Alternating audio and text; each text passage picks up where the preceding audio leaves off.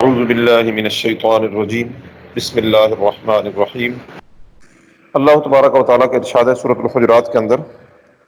یا ایھا الذین آمنوا ان جاءکم فاسق بنبأ فتبینوا ان تصیبوا قوما بجہالۃ فتصبحوا علی ما فعلتم نادمین۔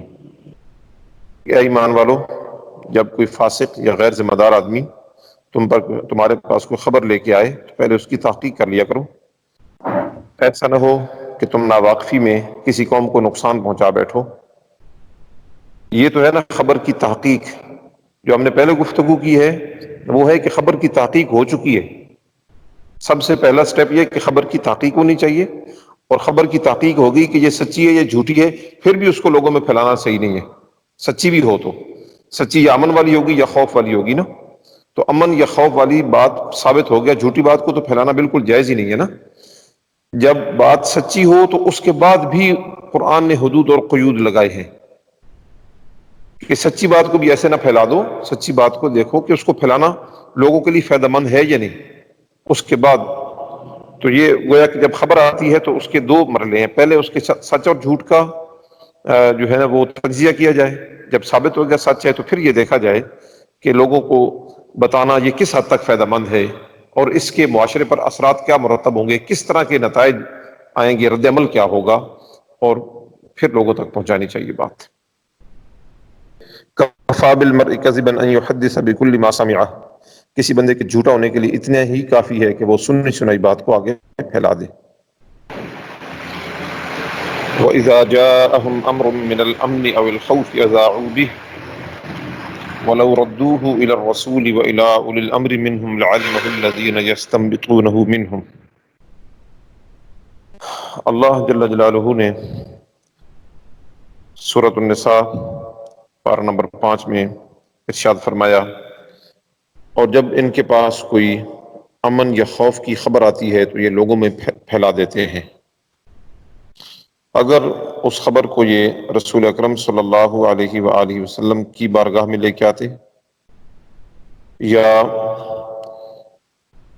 جن لوگوں کے ہاتھ میں معاملات ہوتے ہیں، یعنی صاحب اختیار لوگ، اور جو اس امت کی نگرانی کر رہے ہوتے ہیں، نگہباں ہوتے ہیں، محافظ ہوتے ہیں، اولی الامر، نیک حکمران بھی اس میں ہیں، علماء فقہا بھی اس کے اندر ہے،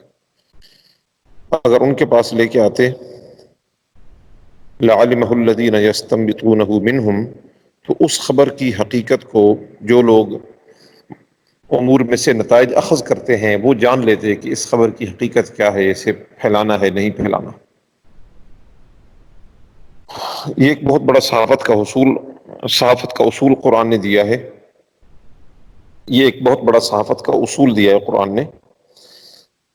کہ صحافت کا اصول یا صحافت کی اصل وہ ہر چیز کو لوگوں میں پھیلانا نہیں ہے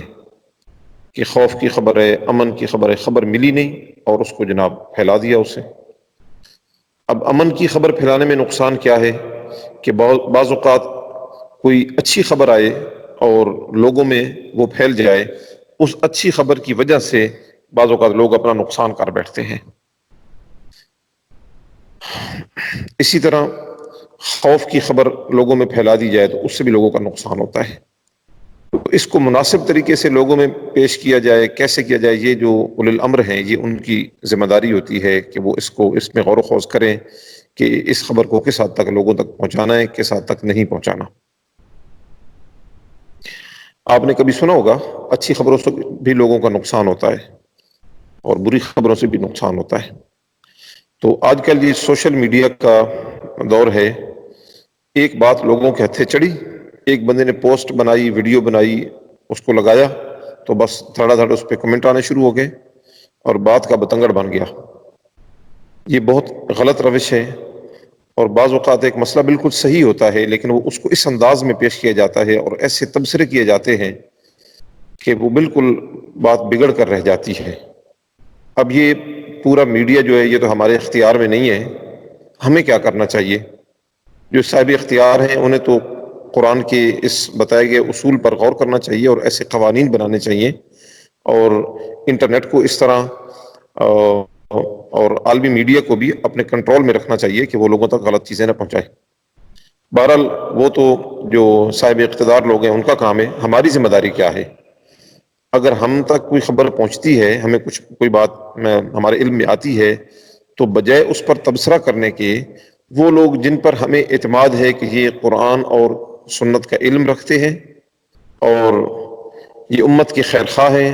اور امت کا بھلا چاہنے والے ہیں، ہم ان کی خدمت میں بات لے جائیں، پھر وہ ہمیں جو نتیجہ نکال کے دیں ہم اس پہ عمل کریں۔ بہت سے امور ایسے ہیں، ابھی وقت کی قلت ہے ورنہ ایک ایک کو ڈسکس کیا جا سکتا تھا کہ بات کا بتنگڑ کیسے بنایا گیا اور بات کو غلط رنگ دے کر لوگوں کو حقیقت سے کیسے دور کیا گیا۔ اس لیے میری تمام جو میرے عام مسلمان بھائی ہیں ان سے گزارش ہے کہ وہ اپنے جو معاملات ہیں، کوئی اس طرح کی بات ان تک آتی ہے اس کو اہل علم کے پاس لے جایا کریں اور پھر ان سے رہنمائی لے کر، ہاں بے شک ڈسکس کریں اہل علم سے، لیکن اس کے بعد جو رہنمائی ملے اس پہ کاربند رہیں اور کسی بھی طرح کے پروپیگنڈے کا شکار نہ ہوں، تاکہ گمراہی سے اور بدگمانی سے اور غلط امور میں پڑنے سے بچا جا سکے۔